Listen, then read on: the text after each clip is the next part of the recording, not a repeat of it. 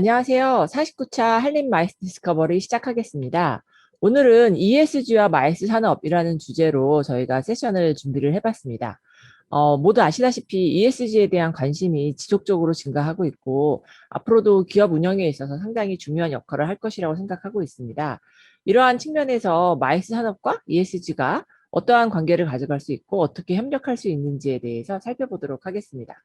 오늘은 부득이하게 제가 개인적인 사정으로 진행을 할 수가 없어서 황희권 교수님께서 진행을 대신해 주시겠습니다. 오늘 같이 이야기해 주실 세 분을 먼저 소개시켜 드리도록 하겠습니다. 첫 번째로 ESG에 대해서 발제를 해 주실 사회적 기업 연구원의 신경철 본부장님을 모셨습니다.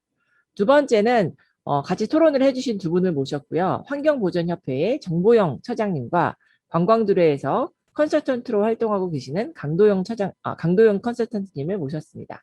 그러면 먼저 신경철 본부장님의 ESG에 대한 내용을 발표로 처음 듣도록 하겠습니다. 평가의 우선순위를 점하지 않을까라는 생각들을 좀 해보고요. 그리고 올해 마이스 산업에서도 실은 협회장님이나 이런 분들도 실은 마이스 산업이 포스트 코로나 시대에 어떻게 좀 활성화할 것인가라는 고민도 조금 하시면서, 그리고 ESG를 어떻게 마이스 산업에 접목을 시킬 것인가에 대한 고민들이 다들 많이들 가지고 계신 것 같아요. 그래서 실은 ESG에 대해서 그래서 간단하게 먼저 설명을 좀 드리도록 하겠습니다. 그래서 오늘은 저희가 그림에 화면에 나타났다시피 ESG에 대한 간략한 개념들을 조금 다시 한번 서로 얘기 안 나는 개념으로 봐보고요. 그다음에 우리 마이스 산업에서 ESG 경영을 실현하는 것에 대해서 고민들을 저도 물론이지만 두 분 박사님들하고 같이 좀 얘기할 수 있었으면 좋겠고, 그러한 것들이 오늘 교수님께서 이 포럼으로 불러주셨는데 출발선에서 같이 한번 얘기하는 자리가 됐으면 좋겠습니다. ESG의 정의에 대해서는 다들 이해하고 계실 건데요. 요즘에 왜 ESG를 보느냐라고 보면 근본적으로는 투자에 대한 이슈들을 가지고 있는 금융권들이 투자 이슈에서 기후변화라든가 더 나가서 이제 환경적인 거, 사회적인 거, 거버넌스, 윤리경영 이런 것들을 평가해서 투자에 반영을 하다 보니 글로벌 기업들이 실은 금융기관들의 밑보일 수는 없잖아요. 그래서 본인들이 가지고 있는 좋게 표현하면 다음 세대에게 우리의 지금 현재의 지구, 자원과 지구 환경을 그대로 보존해서 물려줄 수 있는 방안들을 지속 가능성에 대해서 고민하다가 나온 것들이 이제 구체적으로 요즘에 이제 ESG라고 얘기되는 것 보면 LG 같은 경우도 모든 상장사에 ESG 위원회를 두겠다라고 얘기를 하고, 실은 ESG를 두는 것이 빨간 걸로 줄쳐 있는 것처럼 기업을 둘러싸고 있는 다양한 이해관계자로부터 어떻게 신뢰받을 것인가에 대한 부분들에 대한 고민들에서 시작하고 있지 않나 싶습니다. 그리고 포스코도 마찬가지고요. 그리고 이제 SK 하이닉스 같은 경우는 실제로 ESG 경영 강화를 위해서 기업 자체에서 그룹사 자체에서 10억 달러의 그린본드를 발행할 계획도 가지고 있고, 이런 것들을 보면 그리고 이제 이동원 전시산업진흥회장도 실은 마이스 산업도 친환경에 적극적으로 대응해야 된다라는 얘기들을 하면서 이 친환경이라는 단어를 조금 확대해 보면 이제 결국은 ESG, 환경, 사회, 지배구조에 대한 고민들이 마이스 산업에도 이제 구체적으로 좀 미치지 않을까라는 고민들은 다 가지고 계시는 것 같습니다.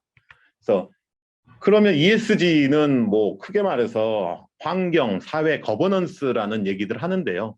이런 것들을 그러면 과거에 기업 입장에서, 투자자 입장에서 기업을 평가할 때 재무적인 요소를 중심으로 평가를 해왔었는데, 지금의 ESG는 기업의 재무적인 요소 이외에 비재무적인 요소에 대한 성과를 측정하는 지표로 구체적으로 환경적인 것, 그 다음에 사회적인 것, 그 다음에 거버넌스적인 것들에 대한 지표들을 의미하는 거라고 보시면 될 것 같고요.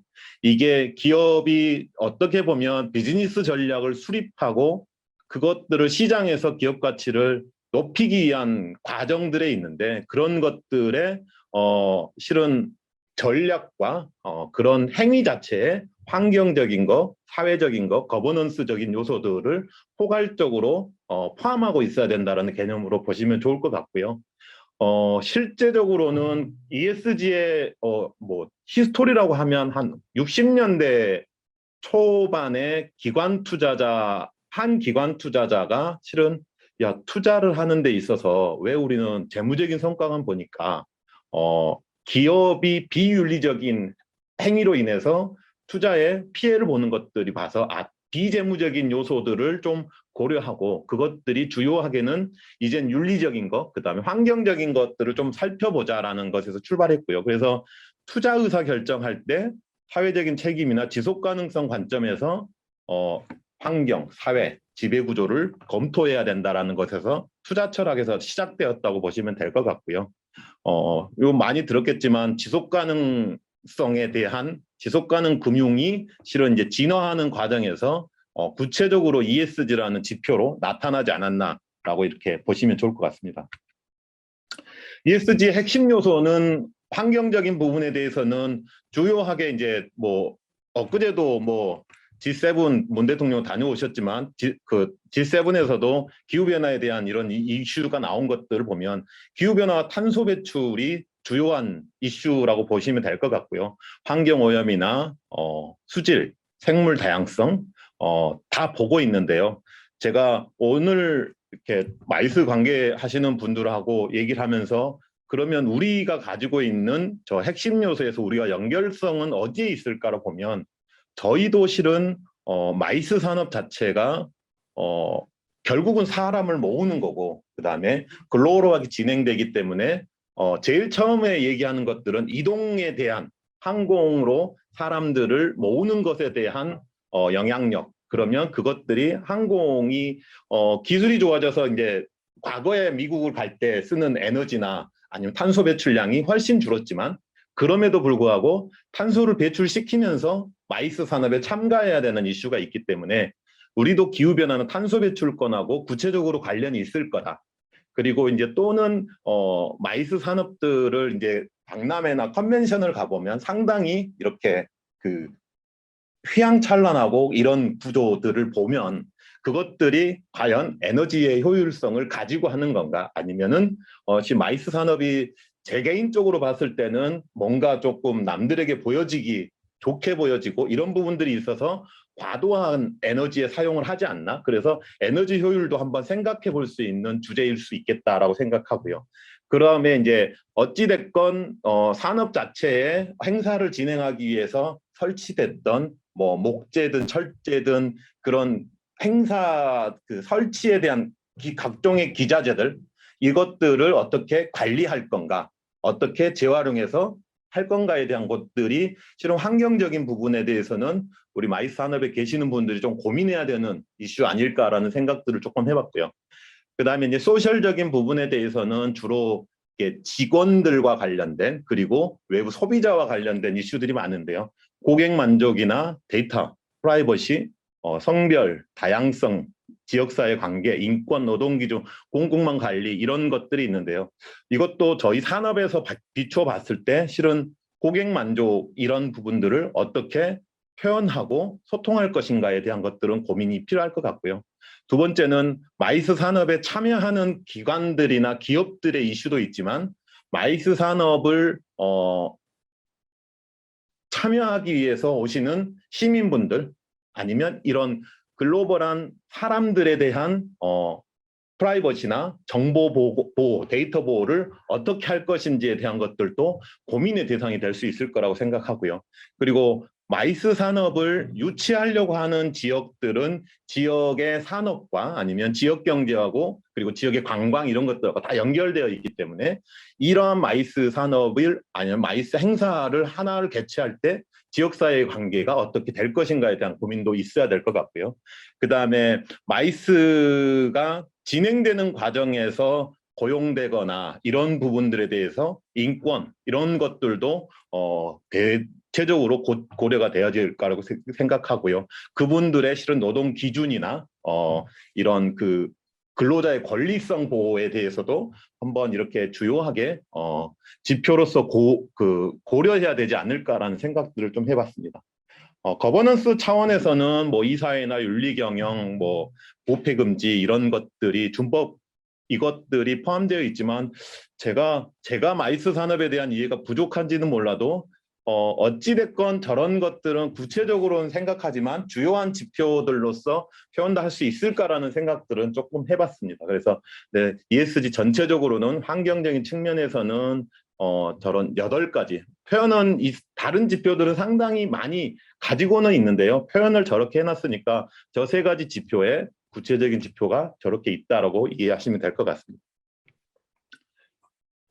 ESG를 바라볼 때 이게 발전해온 건지는 모르겠지만 주로 이제 저도 이제 기업들하고 얘기하다 보면 사회적 책임 CSR을 우선적으로 한번 이야기가 돼야 되고 그 CSR 과정에서 실은 기업이 수익을 내고 나서 그 수익을 가지고 어떻게 기업 시민으로서 사회에 공헌할 것인가에 대한 고민들이 있을 거고요. 또 하나는 조금 더 CSR보다는 더 진보된 형태, 기업이 돈을 벌어서 어떠한 그 공익 활동을 하는 것이 아니라 비즈니스를 하는 과정 자체에서 공유 가치, 그러니까 환경적인 거나 사회적인 가치를 창출해야 된다라고 얘기하는 CSV라는 더 용어도 유사하게 가져오는 것 같고요. 그리고 이제 말씀드렸던 것처럼 금융적인 측면에서 보면 SRI, 사회책임 투자도 ESG하고는 유사한 개념으로 좀 봐서 기업에게 투자자들이 투자할 때 사회적인 윤리적인 가치를 가지고 있는 기업에게 우선적으로 투자하는 SRI, 사회책임 투자도 유사한 개념으로 조금 볼 수 있을 것 같습니다.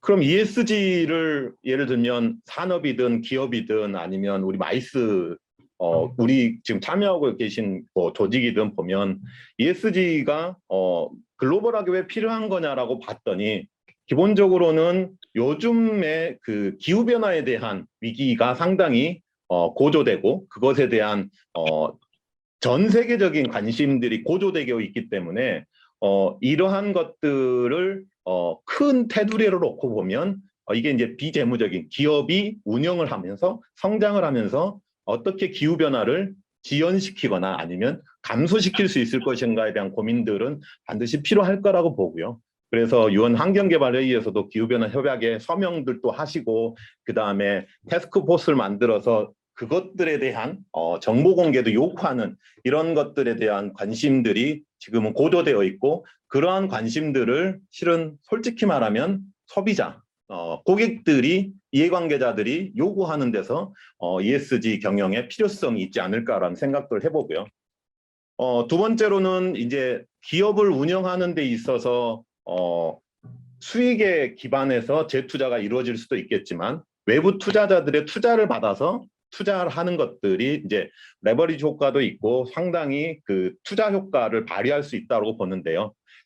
그 투자자들 입장에서 금융기관들 입장에서 책임 투자에 대한 확산이 이루어지고 있다라는 것들을 보면 될 것 같고요.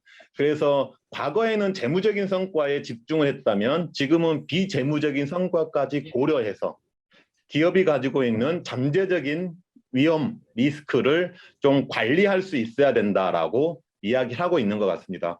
가끔 기업들의 비윤리적인 행위가 나오면 얼마 전에도 일부 회사가 연구 보고서나 이런 데이터들을 잘못 개방하고 그것들을 매출로 인위적으로 매출 확산으로 이루어져서 결국은 기업을 회장이 물러나고 기업을 실은 투자자들한테 매각하는 이런 사례도 있는 것처럼 기관 투자자 입장에서는 그런 리스크가 적은 기업들에게 투자를 하겠다라는 생각들을 가지고 있기 때문에 우리 기업들도 그런 고민을 해야 된다라고 얘기를 하고 있고요.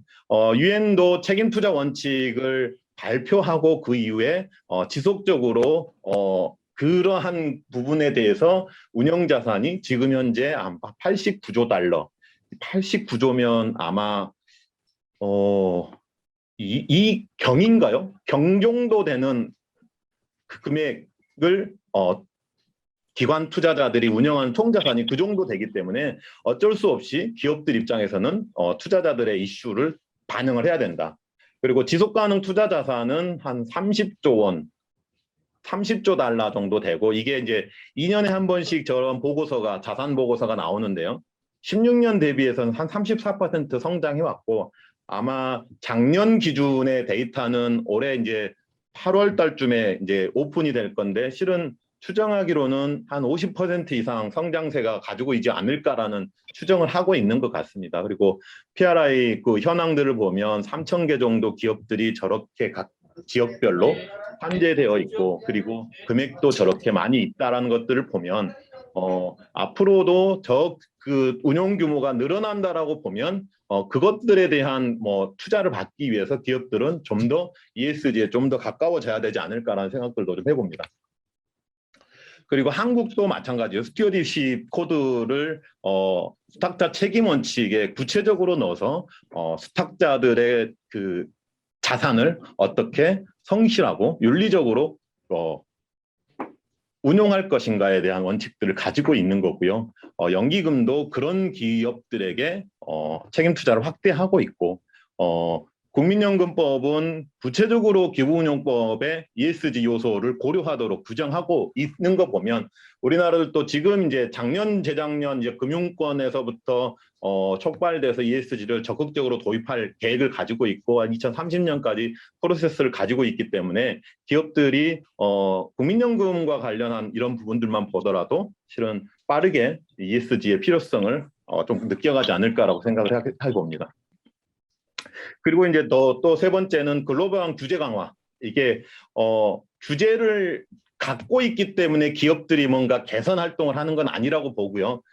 그 규제를 실은 좀 더 강화하고 이런 과정에서 기업은 기술적인 거나 아니면은 환경적인 부분에 대해서 그거를 해소하는 과정에 있기 때문에 글로벌 규제를 벗어나기 위해서라도 최소한 일정 규모가 되면 ESG 정보를 공개해야 되는 그 제도화가 마련되고 있기 때문에 기업들도 ESG에 대한 필요성을 느끼게 되지 않을까 싶습니다.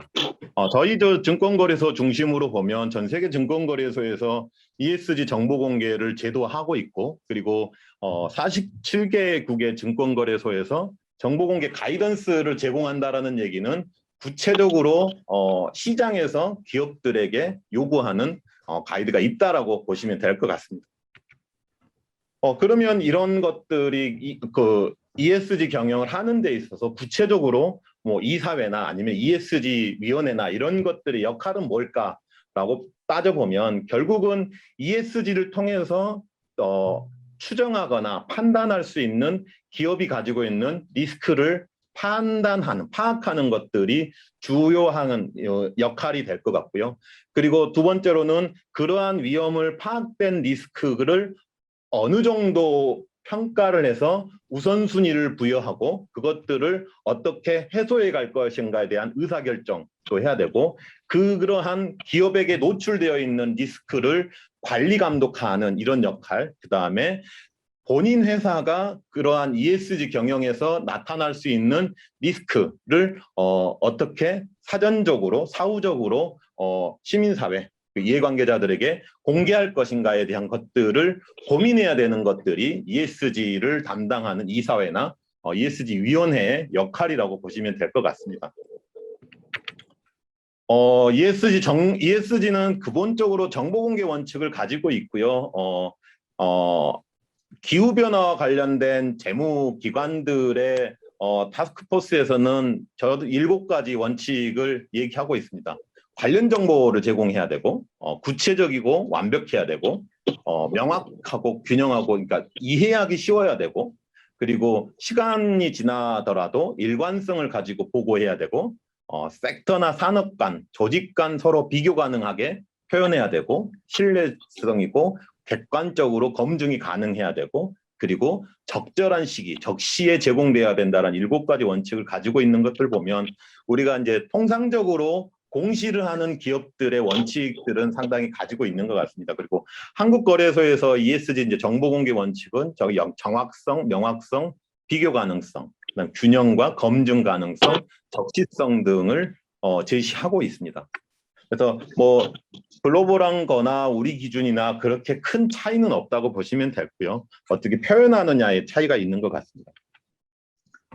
그리고 이제 중요성 지도라고 매터리얼리티 맵이 있는데요. 이게 이제 행측을 보면 각 산업군별로 지표 이제 이 지표의 구체적인 지표별로 회색이다, 연한 회색이다, 흰색이다라고 해서 발생할 수 있는 이슈들에 대한 가능성들을 좀 더 그러면 예를 들면 추출물이나 광물 가공에서는 GHG 네. 배출이 네네.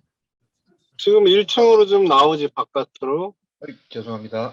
예, 예, 예, 됐습니다. 예, 그래서 계속하시죠.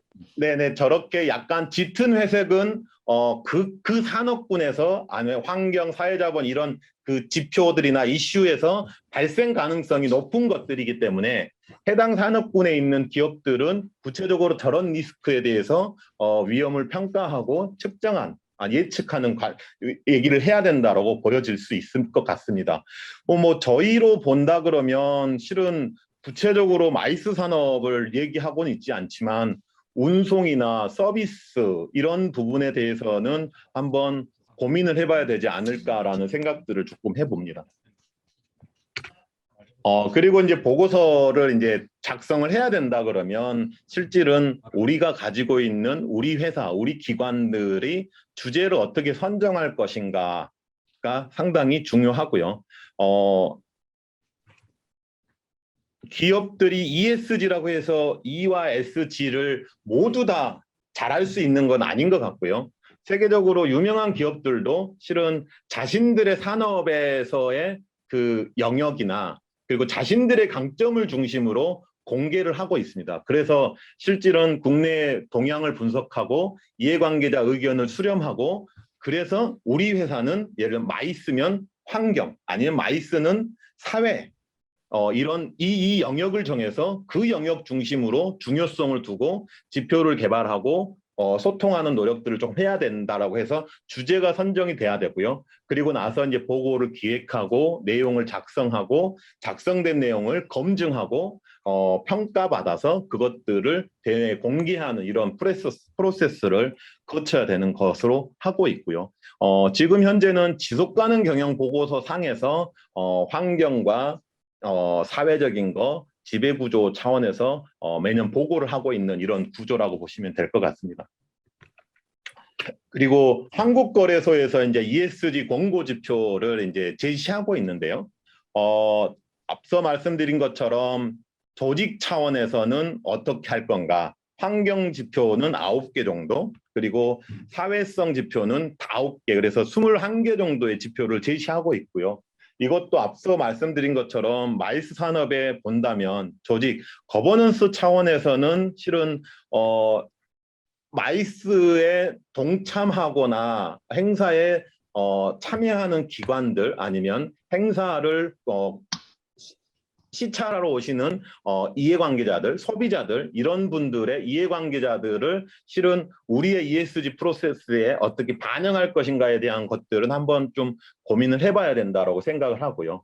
그리고 말씀드린 것처럼 온실가스 배출, 그러니까 항공을 많이 이용하고 되기 때문에 온실가스 배출 부분도 한번 측정하거나 이런 노력들이 있어야 된다고 생각하고요. 그다음에 에너지 사용량, 폐기물 배출, 그다음에 그런 마이스 산업을 실행하고 진행하는 데 있어서 전반적으로 실은 법규 위반과 사고 이런 것들을 봐야 될 수 있다라고 보고요. 근데 이제 여기에서는 환경과 관련된 법규 위반이나 사고를 얘기하고 있고요. 이제 보통 조직 차원에서 거버넌스 이게 준법 관련된 이런 이슈들도 지표로 포함하고 있기 때문에 거기서 볼 수 있을 것 같고요.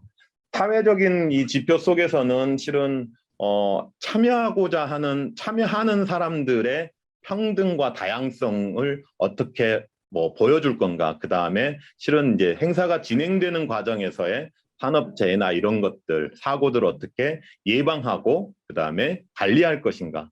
그리고 말씀드린 것처럼 참여하는 모든 사람들의 개인정보를 어떻게 보호할 것인가에 대한 것들은 우리가 만약에 이제 거래소에 등록을 하고 공시를 해야 되는 기업이 된다면 구체적으로는 저런 지표 중에서 그래서 앞에 구분이 되는 조직이나 환경, 사회의 중요성을 어디에 둘 것이냐를 고민을 해야 된다라고 판단을 하고 있습니다. 그리고 이제 이런 것들이 이제 ESG를 그러면 기업이 그냥 우리 회사는 이렇다라고 평가해서 공개하는 건 아니고요. 해외나 국내에 평가 기관들이 있습니다. 공인된 평가 기관들이 있고 저 각각의 평가 기관들은 해당 기관이 가지고 있는 평가 툴이나 지표들을 가지고 있고요. 거기에서 그래서 우리가 왜 평가 기관들을 왜 이해해야 되냐면 우리가 어떤 정책을 가지고 어떤 영역을 중요성 있게 판단하느냐에 따라서 예를 들면 표현하는 건 그렇지만 저 국내의 세계 기관 중에 어디를 갈 것인가도 의사결정 중에 중요한 과정이라고 이해하시면 될 것 같아요. 그리고 혹시나 우리도 마이스 산업이고 글로벌한 비즈니스를 하고 있기 때문에 가급적이면 해외로 나간다면 저 공인된 6개 상당히 큰 규모를 가지고 저 6개 지수에서 어디하고 손을 잡고 우리의 ESG 경영의 이런 결과나 이런 것들을 공고히 할 것인가, 개선할 것인가에 대한 고민들도 중요한 전략 중에 하나가 될 것이기 때문에 한번 보시면 좋을 것 같고요. 이제 국내는 ESG 보고서를 이제 내야 되는데, 그러니까 매일경제에서 나온 저 그래프를 활용하고 있지만, 증권거래소를 통해서 공시 의무가 있는 기업들이 되는 거고요. 그러니까 상장사들이 해마다 기업 지배구조 보고서를 2030년 동안 모든 상장사가 제공해야 되는 거고, 그 다음에 지속가능 경영 보고서도 2030년까지. 근데 지금 현재는 지속가능 경영 보고서는 자율 공시이기 때문에 통상적으로 글로벌 비즈니스를 하는 기업들, 대기업들 중심으로 지속가능 경영 보고서가 발행되고 있고요. 2026년까지 이제 25년도부터는 자산 2조 원 이상 그룹이면 지속가능 경영 보고서를 발행해야 되는 이런 부분이고 30년부터는 모든 코스피 상장사가 지속가능 경영 보고서를 제출해야 되는 의무가 있습니다. 그러면 이제 왜 지금 이 상황에서 ESG 경영을 추구해야 되는가를 앞서도 상당히 얘기가 되어 왔었는데요. 뭐 그냥 신문 기사만 놓고 봐도 투자 그룹에 있던 사람이 이런 얘기를 하는 거죠. ESG로 기업 리스크를 파악할 수 있다. 그리고 그 기업 리스크를 파악하고 대비한다면 투자 수익이 높아질 수 있다. 그럼 투자 수익이 높아질 수 있다는 것은 기업 입장에서는 수익률이 높아질 수 있다는 얘기는 투자를 ESG를 잘하면 투자를 더 많은 투자를 받을 수 있고 아니면 더 낮은 수익률로 투자를 받을 수 있다라고 판단되어져서 재무적인 문제도 마찬가지지만 투자 수익률이 높아지기 때문에 이런 것들을 투자 시장에서 기업을 이렇게 판단하고 있기 때문에 우리가 지금 현재 ESG 경영을 추구하는 방향으로 나아가야 된다고 생각하시면 좋을 것 같습니다. 그리고 두 번째는 말씀드린 것처럼 기본적으로 투자기관이 변화하고 있고 또 하나는 지금 이제 국내도 정치권이 사회적인 가치를 추구한다거나 사회적 금융을 확대한다거나 ESG 도입 필요성에 대해서 뭐 여야 대표들의 발언들이 나오는 것들을 보면 결국은 이 정치권이 나오면 이 제도화가 되어 가는 거기 때문에 준비를 해야 되는 거고요. 그다음에 이제 책임 투자 원칙에서의 약속이 이런 거죠. 단순히 그냥 서명을 하고 참여를 했다가 중요한 게 아니라 최저 이행 요건을 제정해서 투자 규모의 일정 부분 이상은 반드시 그 책임 투자를 해야 되는 이런 여건들이 있고요. 50% 이상에 적용되는 책임 투자 방침을 제정하고 있어서 PRI들의 역속 자체가 있기 때문에 결국은 전과 후는 금융과 투자 시장의 역할로 좀 보면 시장의 변화와 그다음에 정치권의 변화는 결국은 제도의 확립으로 가져올 거다. 그래서 ESG 경영을 추구해야 된다고 이해하시면 좋을 것 같습니다. 이런 것들은 뭐 블랙락은 아주 초창기에 자신들의 투자에 이제 그 환경적인 거나 사회적인 이슈, 윤리적인 이슈를 가지고 왔던 기업인데 그런 투자자들도 이미 포용적이고 지속 가능한 경제를 위해서 노력을 해야 된다라고 얘기를 하고 있고 PRI도 이런 기후 변화에 대한 보고서들을 계속 내는 것들을 보면 이게 이제 금융이 변하고 있다라는 것들을 알 수 있을 것 같습니다. 그럼 ESG 경영은 어떻게 해야 되는가? 이게 실은 제일 어려운 것 같은데요.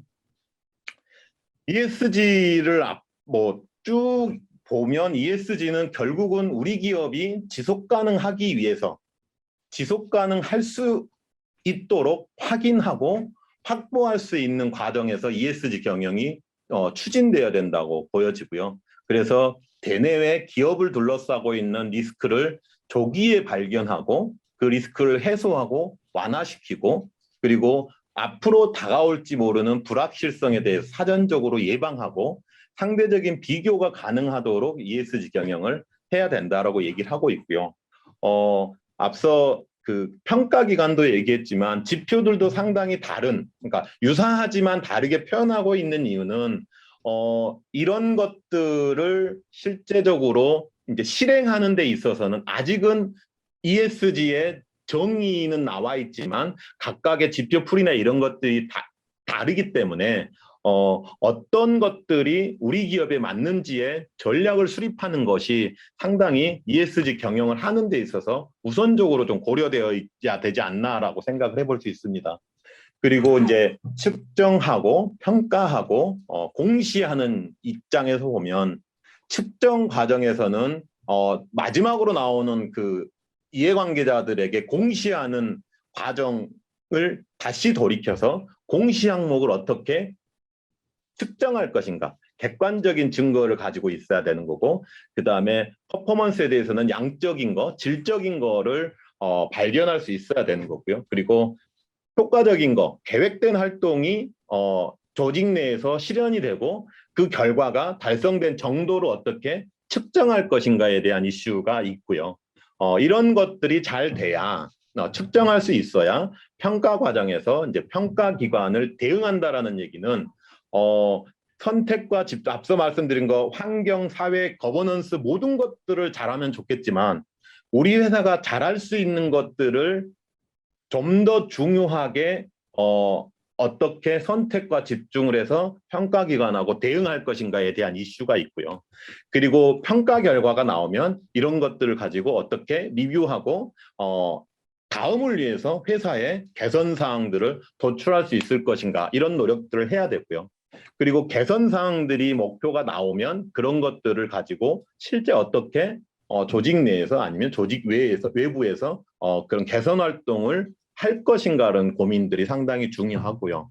그리고 공시 단계에 가면 공시를 우리 회사가 ESG 경영 지표들이나 지속 가능 경영 보고서를 시민사회, 이해관계자들에게 오픈하는 공개하는 목적이 뭔지 명확하게 수립이 돼야 된다고 생각하고 모든 조직원들이 상하 구분 없이 명확하게 좀 목표를 이해해야 된다고 생각을 하고요. 그리고 말씀드린 것처럼 우리나라의 공시 규정이나 ESG 지표나 이런 것들하고도 관련되어 있지만 국제적인 공시 기준에 대한 이해도 일정 부분 가지고 있어야 된다라고 판단을 하고요. 그리고 또 계속 중복되는 거지만 우리 회사만의 공시 범위, 항목을 어떻게 선정하는 것들이 상당히 중요하다라고 생각합니다. 그래서 마이스를 더 좋은 마이스로 만들기 위해서는 어떻게 해야 될까라는 생각을 해봤는데 아까 뭐 중복적으로 나오지만 우리한테 적용할 수 있는 지표를 확인하고 그것들을 같은 산업군에 있는 기업, 기관, 조직들하고 공유해서 발전시킬 수 있는 노력들을 해야 되지 않을까라고 생각하고요. 그리고 이 마이스 산업을 지탱하고 있는 기관들, 기업들이 지속 가능할 것인가에 대해서 스스로 외부에 증명하고 그 개선하는 활동들이 확대되어야 된다고 보고요. 그리고 어찌됐건 마이스가 지역사회에서 이루어지게 되기 때문에 지역사회 건강한 구성원으로서 활동할 수 있도록 이렇게 실은 마이스를 좀 더 확대하고 그 과정에서 ESG 경영의 확대로 인해 환경이나 지역사회에 공헌할 것인가를 고민하면 지금에 있는 마이스보다는 향후에 다시 구체적으로 마이스 산업이 확산되는 그 시기에 더 좋은 마이스 산업으로 태어나지 않을까라고 생각을 해봅니다. 그리고 마지막으로 이제 마치면서 하는 말인데 요즘의 화두는 확실히 포스트 코로나 어떻게 대응할 것인가 그다음에 ESG 경영 그리고 이제 디지털 그러니까 저희도 지금 막 작년 올해 넘으면서 마이스도 상당히 디지털화해서 하는 진행되는 것들이 많으니까 그런 것들이 어떻게 대응할 것인가 고민도 필요하고요. 그다음에 전 세계적으로 실은 ESG 경영의 패러다임으로 전환이 가속화되고 있기 때문에 우리도 저런 것들을 받을지 말지에 대한 판단의 문제가 아니라 우리 산업에 어떤 경쟁력을 가지고 우리 기업에 적용할 것인가, 아니 실행할 것인가에 대한 고민이 훨씬 더 중요하다라고 생각이 되고요. 그래서 마이스 산업에서도 ESG 경영이 새로운 성장 동력으로 작용할 수 있을 것이다라고 생각하고요. 그건 우리나라의 마이스 산업을 지탱하고 있는 기업들의 경쟁력이었기도 하고 실은 우리나라가 가지고 있는 기술적인 부분들, 디지털화에 대한 것들이 갖춰져 있기 때문에 이런 ESG 경영이 충분히 새로운 성장 동력으로 작용할 수 있을 거라고 생각을 하고요. 그래서 제가 바라건대 ESG 경영을 구체적으로는 아니도 절차를 두고 계획을 세워서 도입하는 과정에서 마이스 산업의 새로운 가능성을 좀 확인시켜 주시면 감사하겠다라는 말씀을 드리면서 간략하게 오늘 제가 한 20분 말씀하셨었는데 시간 어떻게 됐는지 모르겠고요. 그래서 간략하게 제가 ESG 경영에 대해서 말씀을 드렸습니다. 이상입니다. 감사합니다. 예. 아유, 진짜 신경철 본부장님 너무 고맙습니다. 너무 고맙습니다. 아니, 전체적으로 잘 정리를 해주시고 또 특히 우리 마이스에 이제 어떻게 좀 적용할 것인가 그런 부분들은 상당히 의미가 좀 큰 것 같습니다. 시간이 조금 경과해서 바로 진행하도록 하겠습니다. 우리 정보영 처장부터 먼저 좀 얘기를 해주실까요? 예. 환경보존협회이기 때문에 또 하실 얘기도 있고 또 엠백스 전주회도 있고 하니까 같이 한번 얘기를 한번 해주시죠. 예, 정보영 처장. 네, 제 목소리가 들리시나요? 예, 잘 들립니다. 예. 네, 아까 시작이 조금 순탄치 못했습니다.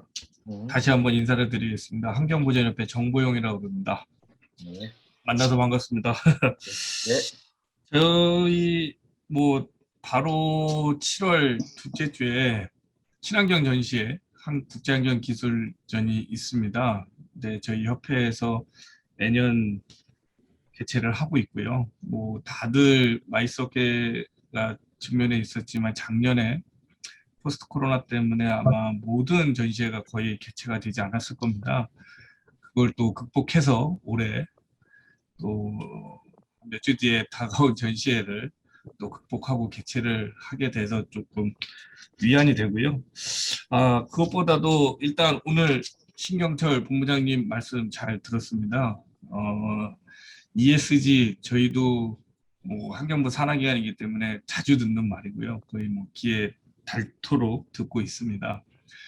근데 과연 이 ESG를 마이스, 특히 제가 알고 있는 이제 전시회, 특히 B2B 전시회나 B2C 전시회나 어떻게 접목을 해서 ESG 경영으로 갈까라는 생각을 좀 해봤는데요. 일단 거시적인 부분보다는 좀 지역적으로 나가야 되지 않을까 이렇게 좀 생각을 해봤습니다. 일단 이게 교수님 발언권이 얼마나 있는 건가요? 예, 한 7분 정도 하세요. 7분 정도. 네. 예, 편하게 얘기하세요. 예. 네. 일단 제 생각을 말씀드리면 그 ESG 경영 중에서 E라는 게 환경이잖아요. 특히 우리나라 지금 전시 시스템상 부스의 구조를 보면 다 재활용을 하게끔 되어 있어요. 하지만 또 반대적으로 보면 독립 부스들에서 발생하는 그 목공 부스들, 이게 가장 조금 환경에 조금 저해야 한다 이렇게 좀 해석이 될 수 있거든요. 특히 이제 폐기물이 많이 발생이 됩니다. 그 부분에 대해서는 좀 주최사나 주관하는 그 모든 전시하시는 오거나이저들이 이걸 좀 고려해야 되지 않을까. 그래서 저희도 물론 환경 전시이기 때문에 엠백스 같은 경우에는 한 10여 년 전부터 목공 부스에 대한 것을 지향하는, 특히 이제 전시회 전에 운영회의라는 걸 하지 않습니까? 특히 참가업체하고 주관기관과의 소통을 하는 운영회의 때 물론 장치업체에서는 어떻게 들을지 모르겠지만 환경을 생각한다 그러면은 목공 부스를 지향하고 재활용이 가능한 특히 이제 요즘은 시스템이 잘 돼 있지 않습니까? 블록부스라든가 이런 부스 쪽으로 좀 전환을 해서 많이 좀 홍보할 수 있는 그런 장을 좀 마련해 달라고 주문을 하고 있습니다. 그래서 그거를 저희도 뭐 정확하게 통계는 안 내봤지만 저희가 뭐 전시장 주관하시는 분들은 전시회가 끝난 다음에 하역장을 모시면 전시 폐기물이 어마어마하게 나옵니다. 진짜 뭐 아마 비용 산출을 하면 거의 몇백씩 그 폐기물 처리 비용을 발생하게 되는데 그 비용을 좀 줄여도 주최 측에서는 주관하는 입장에서는 비용 절감도 될 것이고 그게 과연 목재 폐기물뿐만 아니라 그 우리가 흔히 요즘에는 이제 간판에서 나오는 그런 폐기물 특히 이제 현수막 폐기물도 굉장히 많거든요. 이게 다 ESG 경영과 관련되어 있고 특히 그런 부분은 재활용이 좀 안 되니까 다 산업 폐기물로 결국은 우리가 뭐 탄소 배출에 대해서 탄소 중립으로 가는 정부 기조도 그런데 그 정책 기조에 반하는 그런 현상이 벌어지기 때문에 가장 지역적인 전체 오거나이저 분들께서는 그런 부분을 좀 생각을 했으면 하는 바람이 있어서 이런 말씀을 좀 드렸습니다. 너무 지역적인 의견을 드린 것 같고요.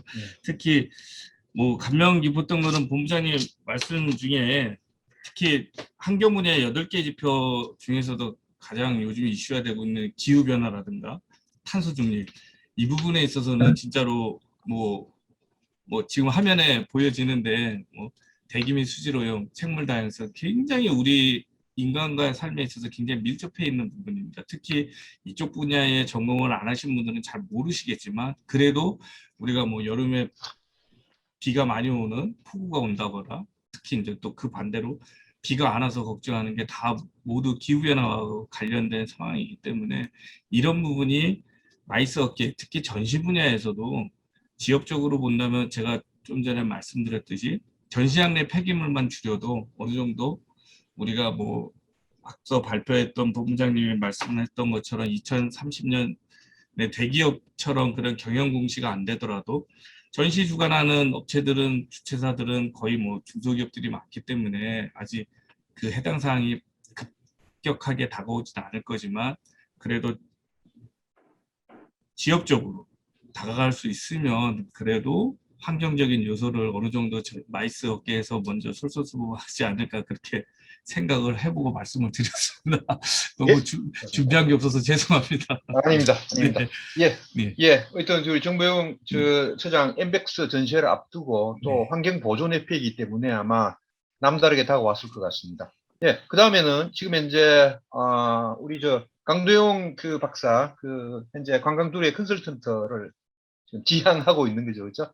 예. 우리 관광이나 아니면 컨벤션 뭐 아니면 인센티브 좋고 그쪽 관점에서 한번 얘기해 주시면 좋을 것 같습니다. 예. 네, 안녕하십니까. 강도영입니다. 예. 7분 안에 말씀드려야 되니까 이 모든 걸 다 다룰 수는 없을 것 같고요. 예. 저는 그 이산화탄소 배출량을 좀 줄이자라는 관점에서 좀 말씀을 드릴 거고요. 예. 제가 여러 타이틀이 있는데 관광두레 컨설턴트를 내세운 이유가요. 이 관광두레 그 사업 자체 뭐 잘 아시겠지만 그 지역 주민들의 어떤 상생, 지속 가능성 그리고 이거 ESG하고 좀 일맥상통하는 그런 부분들이 많은 사업입니다. 올해 저도 이제 이 사업 모르다가 컨설턴트 지원을 해서 컨설턴트로 지금 활동을 하고 있고요. 이 지역 주민들, 관광 사업 관련한 주민들한테도 ESG를 널리 전파할 수 있도록 하겠습니다. 우리 신경철 본부장님 덕분에요. ESG에 대해서 확실하게 오늘 공부를 한 것 같습니다. 근데 ESG 얘기가 나오기 이전에요. 이미 뭐 관광 산업에 있어서는 그 이산화탄소 배출량을 좀 줄여보자라는 의견이 있었고 그런 것들 실천을 많이 하고 있었습니다.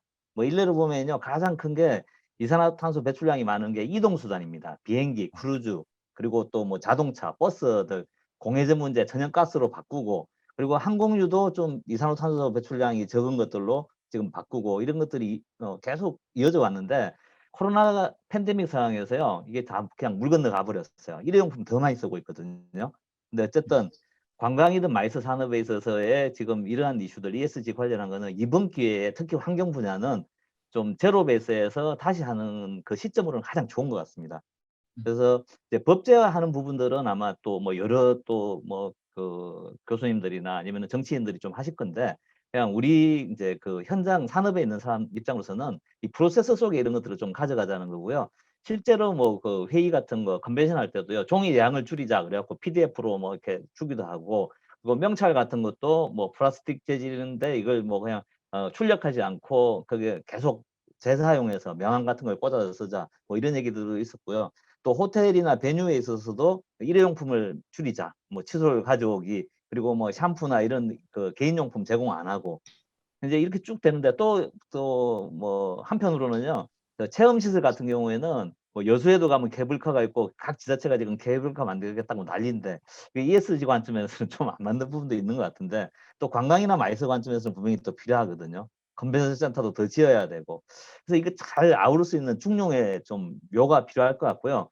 어쨌든 뭐 저도 계속 그 관광 마이스 산업에 종사하는 입장으로서 아까 말씀드린 것처럼 제가 이 프로세스 속에서 좀 녹이고, 올해는 관광두레 사업을 제가 참여해서 컨설팅을 하면서 또 그 지역 기반의 그 관광이나 마이스 관련 사업체 사장님들하고 요런 얘기를 좀 해 나가려고 합니다. 그래서 마지막으로 우리 그 신경철 본부장께서 일러주신 내용들을 잘 실천할 수 있도록 그렇게 하도록 하겠습니다. 감사합니다. 예, 예. 지금 이 주제가 좀 그런데, 오늘 좀 귀한 분들이 몇 분 나오셨어요. 그래서 제가, 한번 간략하게 초대를 좀 하겠습니다. 우리 킨텍스에 우리 김태철 실장 나오셨거든요. 예, 한번 킨텍스 차원에서 ESG를 어떻게, 최근에 또 ESG 대상도 수상하고 했는데, 어쨌든 킨텍스에서 ESG를 어떻게 소화하고 바라보고 있는지 한번 간략하게 한번 말씀해 주시죠. 음소거.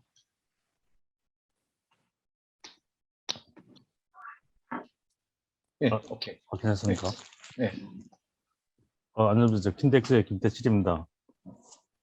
ESG, 뭐, 저희 회사에서도 최근에 핫 이슈가 되었고요.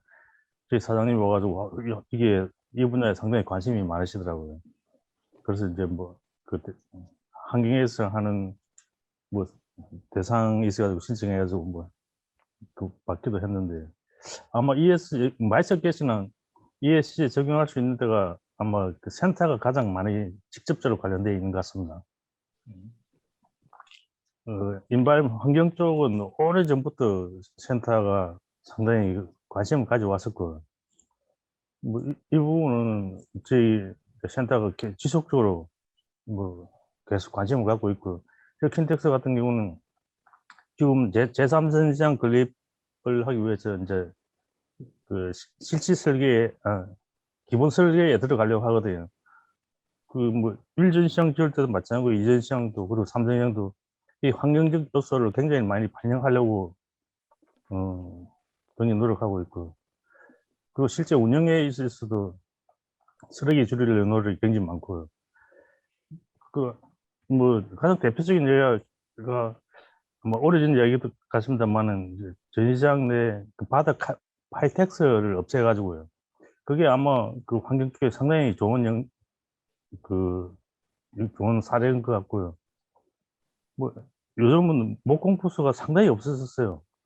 그리고 다 시스템 부스들이 있어가지고 재활용을 하고 있고 계속 쓰고 있고, 뭐 그런 측면은 아마 이제 전시회 센터에서 아주 친환경적인 요소 같고, 전력 분야에서도 보면 새로운 그 기술이 발전하면서 전력을 적게 쓰는 그 내용들, 그 전시 내용들이 많이 있고, 센터 내에서도 보면 그 전력 소비량이 계속 줄어들고 있습니다. 그 기술이 발전하고 있으니까 그게 아마 이제 환경 쪽인 것 같고요. 그 소셜 쪽은 이것도 저희 센터는 어차피 이제 지역 기반의 센터니까, 뭐 저희들은 그 지역 친화적인 기업이 뭐 돼야 되는 게, 뭐 지역하고 고립되면 생존할 수 없는 거니까 그렇고요. 항상 이 분야는 저희들이 이제 그 경기도나 고양시 행정 감사를 받습니다. 1년에 최소 2번. 그 행정 감사를 받으면 의원들한테 항상 그 지적도 하는 게, 킨텍스가 지역사회에서 뭘 하느냐, 인덱스 건립돼 가지고 고양시에 아니면 뭐 경기도에 어떤 기여를 하느냐, 그게 이제 핫 이슈고요. 이 부분은 우리가 항상 많이 지적받고 있기 때문에 지역사회하고 연관된 활동을 굉장히 좀 많이 만들어 가야 되는데, 실제 센터 자체가 수익 나는 사업이 아니니까요. 그 브레이크 이븐 포인트 맞추기가 쉽지 않거든요. 기업 경영에서. 그래서 많은 활동을 못한다만, 그러면서도 이제 그 의회에서의 요구사항들이 있으니까 그 지역사회와 관련된 활동을 그 나름대로 열심히 많이 하고 있다고 저는 생각되고 있고요.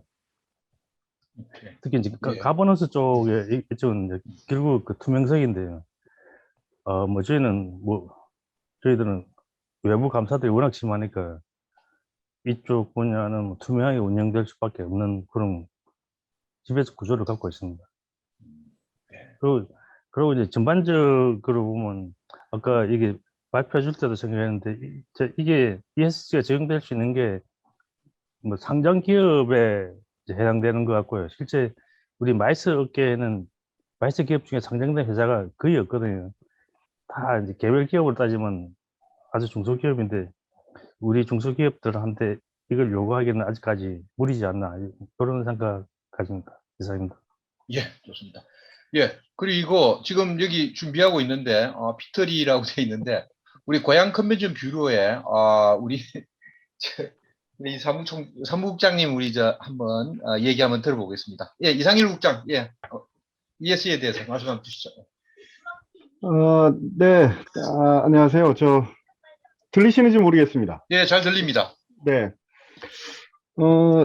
제가 지속 가능성에 관심을 가진 지가 업계에서 한 10년 정도가 돼가는 것 같은데요. 이제 요즘 들어서 그 ESG 경영도 그렇고 지속 가능성에 대한 관심이 높아지고 있어서, 저는 뭐 다행으로 늦었지만 좀 다행이라고 생각하는 측면이 있고, 그러면서 근데 아까 우리 신경철 본부장님 발표를 들으면서 결국은 마이스 업계가 또 다른 과제를 갖게 됐다라는 생각이 들거든요. 왜냐하면 그 ESG 경영이라고 하는 것은 지금 보면 그 지속 가능성의 환경, 사회적, 경제적 측면을 반영한 것으로 봤을 때, 그 중에서 이제 그 기업이 해야 되는 부분에 특화돼서, 그러니까 지속 가능성을 실천하기 위한 기업의 노력이 이제 ESG 경영으로 비춰진 것으로 보이는데, 결과적으로는 이 부분은 엄밀히 얘기하면 비기업 단체들하고는 조금 차이가 있을 수 있습니다. 그러니까 아까 그 마지막에 신 본부장님이 얘기해 주셨던 마이스족 지표라고 얘기하는 건 결국은 비기업 단체나 아니면 그 기업과는 다른 공익을 위해서 일하는 비영리 단체의 이런 지속 가능성을 실천하기 위한 노력을 어떻게 추진할 것이냐 하는 부분, 그리고 무엇으로 지표를 평가할 것이냐, 그리고 성과를 어떻게 측정할 것이냐 하는 부분에 대한 고민이 있고요. 그건 분명히 기업과는 다를 수밖에 없다고 생각을 합니다. 그리고 또 그 마이스 업계는 또 기업 측면에서 보면 조금 어려움 두 가지를 다 실천해야 되는 그런 과제가 있어 보입니다. 왜냐하면 저희가 하는 대부분의 행사나 이런 것들이 행사 자체에 있어서의 지속 가능성 실천해야 되는 부분이 있는 거고, 또 하나는 마이스 기업 스스로는 또 기업 스스로가 지속 가능성을 실천하기 위해서 ESG 경영을 해야 되는 그런 어려움이 있는 것 같습니다. 그래서 우선순위를 좀 정해서 실천할 수 있는 것부터 하나하나 우선 하려고 하는 노력이 절실한 시점이라는 생각이 좀 들고요. 아까 우리 전시회 처음에 말씀하셨던 환경전시회 본부장이 말씀하신 것처럼, 당장의 사회적으로나 이런 거버넌스까지는 못 가더라도 환경적으로라도 목표를 설정해서 우선 하나하나 실천할 수 있는 노력들이 필요로 하는 시점이고, 그것들에 대한 공감대가 좀 더 저변이 확대되고 있는 것 같아서 굉장히 다행스럽게 생각을 합니다. 그래서 오늘을 계기로 해서 조금 더 지속 가능성 관련해서 조금 더 논의가 좀 많이 활성화가, 논의의 장이 조금 더 만들어질 수 있는 계기가 되었으면 좋겠다는 생각이 되고, 이런 기회가 있어서 되게 기쁘게 생각하고 소중하게 생각하는 바입니다. 네, 이상입니다. 예, 좋습니다. 혹시 우리 오늘 참가하신 분 중에서 혹시 의견이 있거나 아니면 아이디어 있으신 분 말씀을 좀 해주실까요? 누구라도. 여기 나대연이라는 분이 어떤 분인지 잘 모르겠는데, 혹시. 아니면, 우리 김미견 지금 박사께서 한 말씀 주시면 어때요? 아이디어 차원에서. 오늘, 신경질 보면 정말 좋은 제안을 해주셨는데, 우리 김미견 박사 한 말씀. 네. 네, 강의 잘 들었고요. 얼굴 그, 보여주고. 네. 아,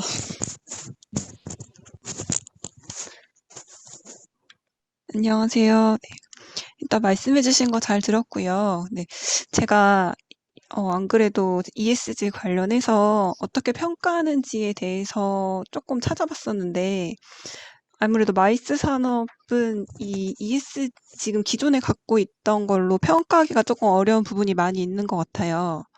그래서 예를 들면 뭐 저희가 행사 베이스로 판단을 하든지 아니면 뭐 기업 베이스로 판단할 텐데, 기업 베이스는 일단 기존에 있던 업체들이 다 너무 소규모여서 평가하기에 조금 무리가 있는 것 같고, 그렇다고 행사 베이스로 판단하기에는 가버넌스적인 측면에서 어려움이 있는 것 같아서, 이걸 만약에 평가 지표라든지 평가할 수 있는 방법을 개발한다고 하면 가버넌스에 관련된 걸 어떻게 조금 보완할 수 있을지 의견 부탁드립니다. 예, 좋습니다. 예. 혹시 또 다른 분 있으세요? 의견이나 질문도 좋고요. 우리 신부부장님 상당히 전문가이시니까 혹시. 예. 요렇게 할게요. 제가 간단하게 멘트를 하고 우리 신부부장님이 한번 정리를 한번 해주시고, 혹시나 우리 오늘 강도영 박사님이나 아니면 우리 정보영 처장 혹시 코멘트 있으면 그렇게 해서 마무리하도록 하겠습니다. 저는 ESG에 대해서 물론 우리가 대부분이 많이 쓸기가 돼야 중소업체이죠, 그죠? 그래서 기업 그 자체에 우리가 이걸 요구하기에는 조금 그렇게 쉽지 않다 생각을 하는데, 단지 제가 생각하는 거는 우리 마이스에서 ESG의 개념을 또는 이런 어떤 전략들을 수용함으로써 우리 산업 자체가 클 수 있는 계기가 된다. 다시 얘기하면 우리 행사에 참가하는 또는 행사를 주관하든 아니면 전시에 참가하는 뭐 기업들 입장에서 이 우리 마이스를 활용함으로써 ESG에 기여할 수 있는 부분이 있다고 하면 우리 마이스 업계 입장에서는 그것이 하나의 어떤 발전의 모멘텀이 될 거고 새로운 영역이 나올 수가 있다. 그런 차원에서 우리가 전시와 컨벤션이든 아니면 뭐 우리 관광도 마찬가지고, 그런 관점에서 우리 주최자나 또는 우리 마이스 이해관계자가 좀 접근을 해야 된다는 게 이제 제 첫째 생각이고, 또 나아가서는 우리가 이런 컨셉을 받아들여야만이 해외와 어떤 컨택을 하거나 우리가 대외적으로 뭔 제안을 할 때 우리가 비록 규모는 크지 않지만은 최소한의 ESG의 컨셉을 우리 다 갖추고 있다라는 걸 보여줘야 글로벌하게 활동을 한다든지 또는 글로벌하게 뭔가 컨택이 있을 때 상당히 유리한 게 있을 것 같아. 또 개별 입사하려고 하는 뭐 어떤 뭐랄까요, 진입자도 좀 마찬가지일 것 같다. 저는 이제 그런 관점으로 자꾸 들여다보고 있습니다. 그래서 좀 그런 생각을 하고 있는데, 하여튼 좀 많은 얘기도 있었는데 우리 신경질 본부장님이 한번 정리를 한번 해주시죠. 우리 뭐 질문도 있고 우려도 있고 뭐 어떤 뭐 그런 부분이 있는데 한번 정리를 한번 해주시죠. 간략하게. 예. 글쎄요, 이게 저도 ESG 평가는 아니지만 사회적 가치나 이건 평가나 측정을 주요한 연구 주제로 삼고 있는데, 제가 그 연구하는 주된 영역에서는 남하고 비교하지 말라고 얘기를 하거든요. 그런데 우리가 ESG를 평가하면 아까 비교 가능성에 대한 얘기를 하는데, 저는 이렇게 생각하시면 좋을 것 같아요. 오늘보다 나은 내일. 마이스 산업이 지금 현재 마이스 산업에 참여하고 있는 기업들의 규모나 이런 것들이 중요한 게 아니라, 그러니까 킨텍스에 말씀하셨었지만 킨텍스도 실은 이렇게 ESG 경영과 관련해서 뭔가 큰 상을 받으시고 이렇게 그런 이슈가 될 수 있었던 것들은 킨텍스 차원에서 강하게 아니면 적절하게 가져갈 수 있는 주요한 지표들을 찾으셨다고 저는 생각하고, 그것들을 외부로 표현하는 방식이나 이런 것들이 나름대로는 외부에서 봤을 때 객관적인 시각으로 봤을 때도 인정받을 수 있는 지표고, 그런 데이터들을 관리하고 계셔서 우수한 성과를 평가받았다고 생각을 하고요. 그러니까 아까 정보용 처장님께서 말씀하신 것처럼 우리가 가지고 있는 것들이 폐기물을 발생할 수밖에 없는 산업이라면 폐기물의 양을 측정해 놓고 관리할 수 있으면 저는 그것도 ESG 경영의 한 중요한 도구라고 생각을 하고요. 측정할 수 있으면 실은 그 다음번에 행사를 할 때는 관리할 수 있고 최소한 1톤이라도 줄일 수 있는 노력들은 할 수 있잖아요. 그리고 뭐 시스템이나 이런 것들이 개발되면서 기술의 발전이 따라오니까 목공이나 이런 것들이 점점 줄어들다고 말씀하셨기 때문에 오늘보다 내일 행사 마이스를 했을 때 그것들을 우리가 줄이려는 노력, 이런 노력들을 통해서 얼마만큼 절감되어 가고 있다라고 보여주시면 그것이 실은 ESG 경영의 시작이고 저는 마지막이 아닐까라는 생각들을 조금은 해보고요. 그다음에 거버넌스 측면에서 김 박사님 말씀해 주셨는데 거버넌스를 어떻게 평가할까 보면 저도 실은 매년 국제 행사를 한 번씩 이렇게 저희 연구원 차원에서 오픈해보고 개최해보고 초청도 해보고 하지만 실제로 행사는 주관하는 기관이 전체적으로 딜을 하는 반면에 마이스 산업은 행사를 개최하는 기관과 행사를 개최하는 곳을 관리하는 기관, 그리고 행사에 부스에 참여하는 그 산업 속에서의 각각의 기업들이 있다면 실은 이 행사를 마련해 놓고 참가하는 기업들에 대한 이런 그 관계들을 어떻게 그들의 이슈를 받아서 이 행사를 기획하고 이런 것들을 잘 한다면 거버넌스 차원에서도 충분히 그런 이슈가 있을 것 같고요. 그래서 결국은 거버넌스를 잘 윤리 경영이라는 측면에서만 잘 보면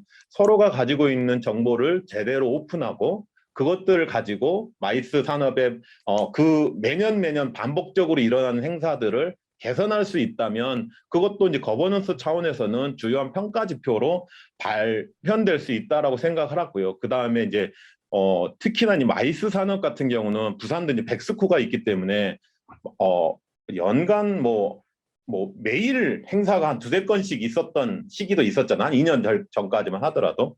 그런 것들이 지역사회에 공헌하는 것들은 우리는 구체적으로 실은 데이터로 보고를 하고 있는데 그것들을 보고되는 그 숫자들을 시민사회나 그 해당 지역이 그것들을 인정하고 있는가? 그러면 인정하게 하는 노력들도 저는 소셜 부분에서는 주요한 지표로 개발되고 그것들이 고객 만족이나 지역사회 관계에서 표현될 수 있다라는 것들이어서 평가 지표를 우리가 우리 기업 수준에 맞게 만들어내는 것도 중요하지만 나와 있는 저것들을 디테일하게 어떻게 표현할 건가 아니고 어제 오늘 내일 데이터를 관리하면서 최소한 개선 방향을 보여주는 것인가가 저는 ESG 경영의 처음이자 마지막이라고 생각을 해서요.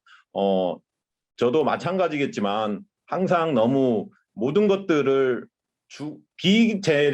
비재무적인 지표들은 상당히 측정하기가 어렵다라고 하는데 그럼에도 불구하고 내 안에 내 산업에 내 기업의 문제이기 때문에 측정하려는 노력만 하면 저는 거기서부터 ESG 경영은 시작된다고 생각을 합니다. 그래서 언제든지 같이 한번 고민을 해보고 그런 자리가 또 다시 계속 이어졌으면 좋겠습니다. 예. 오늘 진짜 우리 신본부장님 정말 헤드를 좀 주셨네. 되게 지금 힘들은데 혹시 자 이제 마무리해야 될 것 같은데 혹시 우리 강도영 박사님이나 우리 정보영 처장 혹시 더 할 얘기 있으세요? 혹시? 네, 제가 한 말씀 드리겠습니다. 예. 저희가 사실 마이스 산업이 그 기업이나 정부 행사를 대행하는 입장이거든요. 네. 그러면은 지금 그 상장사는 의무적으로 이제 그 ESG 경영 활동을 공시를 하게 되어지는데 이제 제가 알기로는 25년인가부터인데요. 그러면은 상장사뿐만 아니라 정부들도 이제 이 대세 흐름이 그렇다는 거죠. 그러면은 대행하는 마이스 산업의 그 어떤 산업군에 있어서도 ESG를 떼놓고 얘기를 할 수가 없다는 거죠. 그렇죠. 그래서 또 아까 제가 드렸던 것처럼 부분 다 그런 활동을 하고 있었는데 이걸 어떻게 좀 짜임새 있게 잘 좀 카테고리를 엮고 그걸 또 개량화시키고 뭐 아까 우리 본부장님 말씀하신 측정하고 평가할 거냐 이런 거에 대한 논의가 좀 선행돼야 될 거고 그 논의된 걸 바탕으로 해서 우리 마이스 산업도 쫓아가지 않으면은 뭐 요즘 예를 들면요. 코로나 팬데믹 상황에서 하이브리드를 적용했던 PCO들은 다 살아남았거든요. 근데 코로나 끝나는 거 기다리고 그냥 있는 업체들은 지금 여전히 직원들 출근 못 시키고 있다는 거죠. 그럼 ESG 경영을 할 수 있는 그 마이스 업체하고 못하는 마이스 업체는 분명히 나중에 결과는 틀리게 나올 것 같습니다. 그래서 예, 이거는 예, 그냥 선택의 문제가 아니라 필수적인 예. 문제라고 봐지는 것 같습니다. 예, 예, 예. 아유, 좋습니다.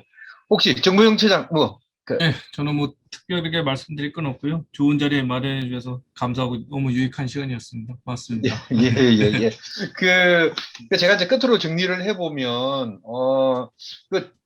우리 강정무, 박사님 정확하게 얘기를 하셨는데, 실은 우리가 다 하고 있었는데, 그걸 제대로 인식하고 측정하고, 그걸 알려주는데 되게 좀 우리가 등한시하지 않았나, 그런 생각이 좀 들었고, 그래서 오늘 제가 우리 신경질 본부장 너무 고맙게 생각하면서 아마 오늘을 기점으로 우리 마이스 분야에도 ESG라는 어떤 인식을 하는 그 안에 어떤 그 시발점이 되는 그런 날인 것 같습니다. 일단, 시간을 조금 경과했는데 오늘 어렵게 참여해주신 모두 좀 감사드리고 특히 우리 신경질 본부장님 열심히 연구해 주시고 우리 마이스에 계속 관심도 가져주시고 부산이 백스코, 부산이 앞으로 엑스포트 하니까 얼마나 중요하겠습니까? 네. 돈이 됩니다. 이쪽으로 해주시면.